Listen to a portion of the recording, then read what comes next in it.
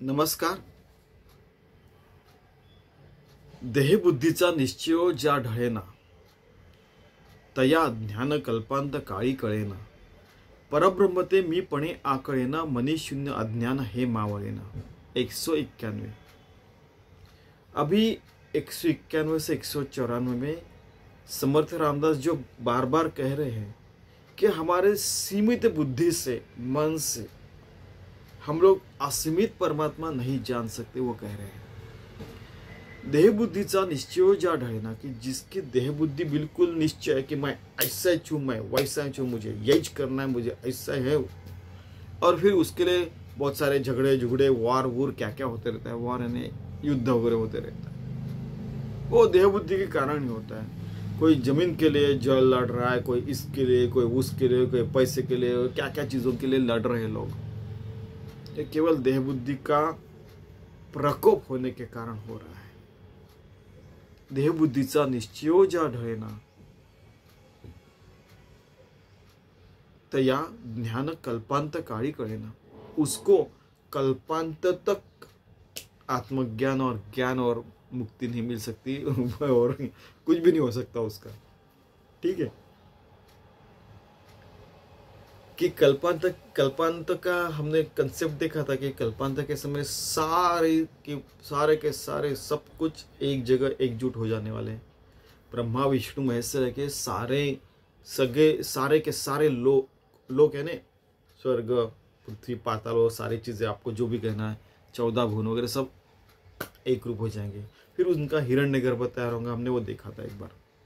ठीक है, तो उस समय सब कुछ एक रूप हो जाने वाला है. तब तक उसको आत्मज्ञान नहीं हो सकता है. अगर आपके पास देह बुद्धि, अहंता है और बहुत सारे ऐसे, मैं ऐसा हूँ, मैं ऐसा हूँ, मेरे पास ऐसा है, मैं वैसा है, वो सारे परमात्मा अगर एक प्लेट है, उसके ऊपर आपने बहुत सारे मैं ये वो सारे का बड़ा बिल्कुल सादा स्मूथ करने का, प्रभु नाम का, राम का और प्रभु का नाम लेके और साधना करके,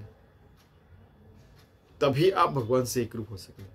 कम से कम आप खुद को वो जो नमक की अगर एक ये बनाते, मूर्ति बनाते, उसके जैसे तो बना, जिसके कारण समुद्र में डालेंगे तो घुल मिल जाएंगे. कम से कम आप खुद को इतना तो शुद्ध बनाओ कि आप शुद्ध और परमात्मा में शुद्ध एक रूप हो जाएंगे. परब्रह्म ते मीपणे आकळेना, मनी शून्य अज्ञान हे मावळेना. परब्रह्म जो है वो मेरा ऐसा है, अपनी अहंता से वो समझ में नहीं आता. मैं सबसे होशियार हूँ, मैं सबसे अमीर हूँ, मैं सबसे पावरफुल हूँ, मेरा ऐसा है वैसा, ये सारी चीज़ों से कुछ भी नहीं हो सकता. मनी शून्य अज्ञान हे मावळेना.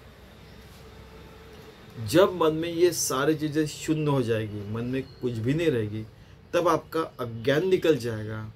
आपका अज्ञान जब शून्य होगा, तब भगवान से एक रूप हो जाके आपको ज्ञान मिलेगा. वैसे देखा जाए तो मन से अज्ञान निकल गया, बुरी चीजें निकल गई और अच्छा इस पे चले, फिर वो अच्छा चीजें भी गल गई, तो बाद में बचा क्या? तो परमात्मा ही बचा हर जगह.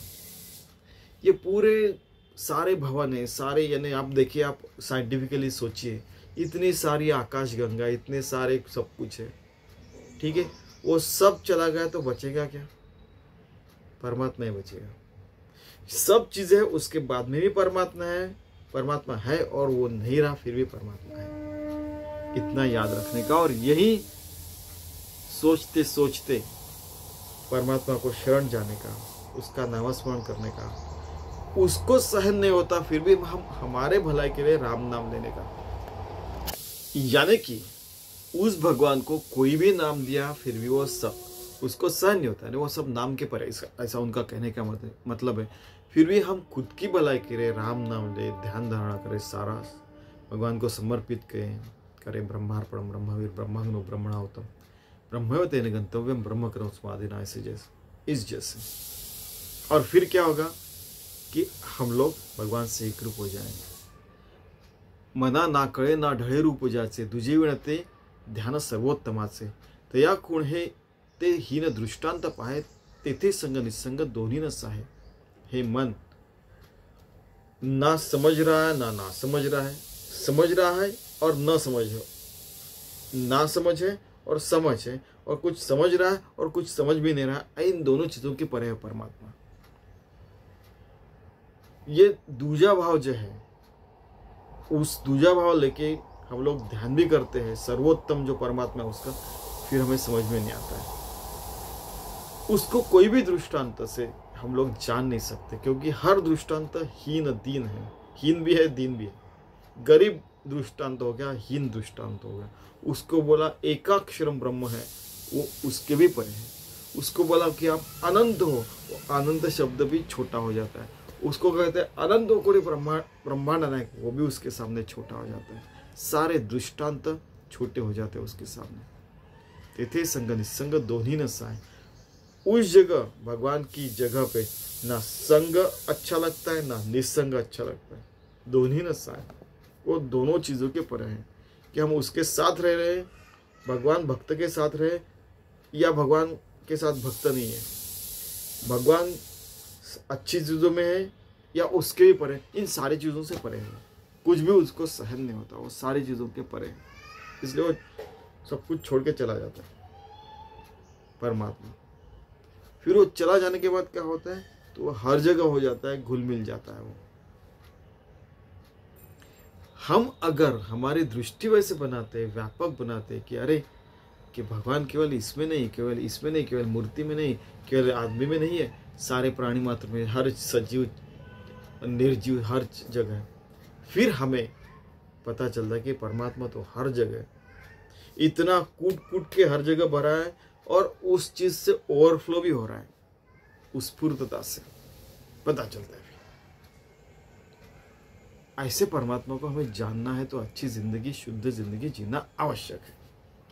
नवे जाणता निर्णता देवराणा, नये वर्णिता वेद शास्त्रा पुराणा।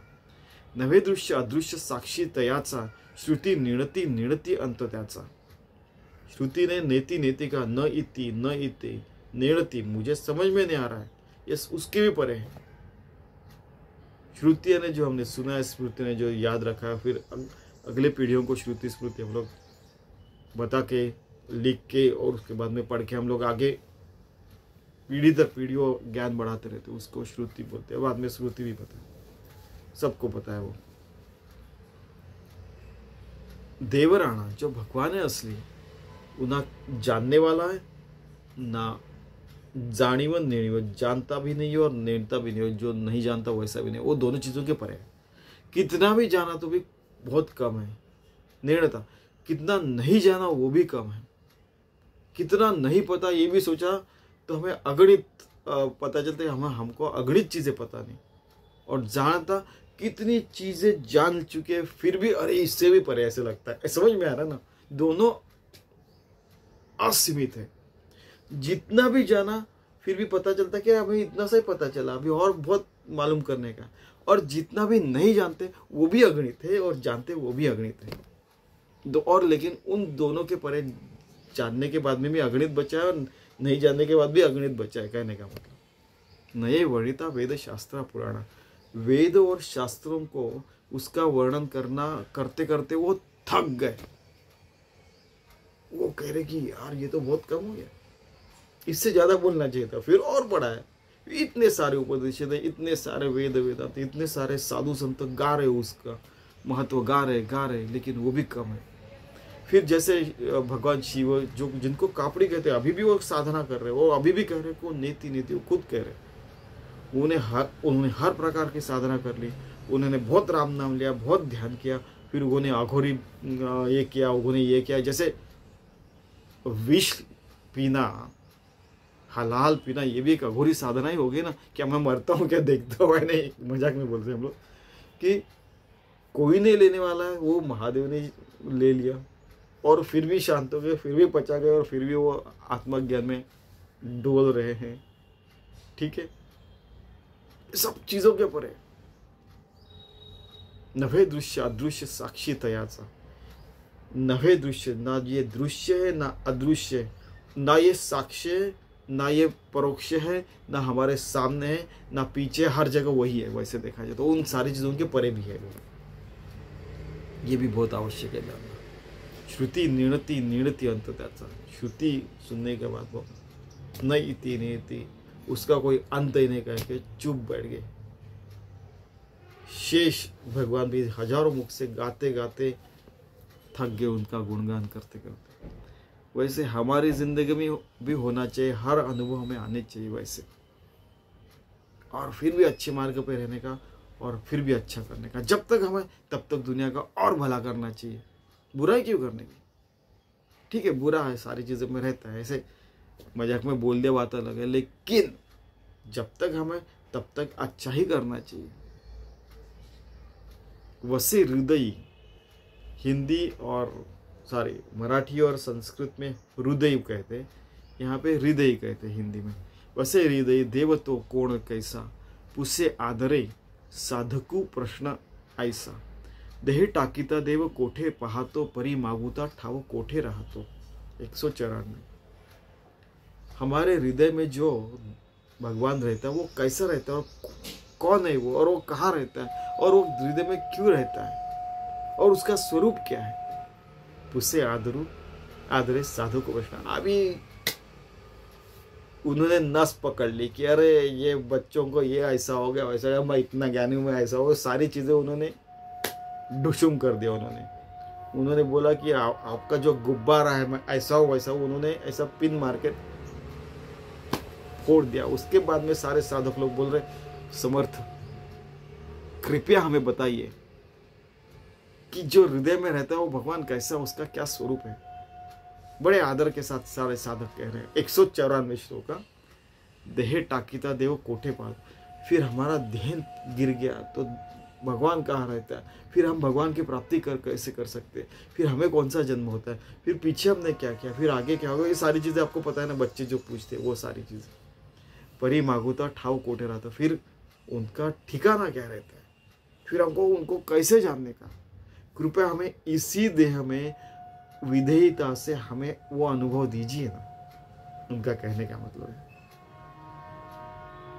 देखिए यानी इतनी क्यूरियोसिटी उन्होंने निर्माण की, जिज्ञासा निर्माण की, क्यूरियोसिटी यानी कि आखिर में उन्होंने मानना पड़ा। 194 में उन्होंने सवाल किया सारे भक्तों ने कि हमें इसी जन्म में मुक्ति दीजिए, कम से कम उतना हमें ज्ञान दीजिए कि हम मुक्ति पा सके, कम से कम उतना हमें अच्छा बना के रखिए जिनसे हम मुक्तता से, नित्य मुक्तता से जीवन जी सके।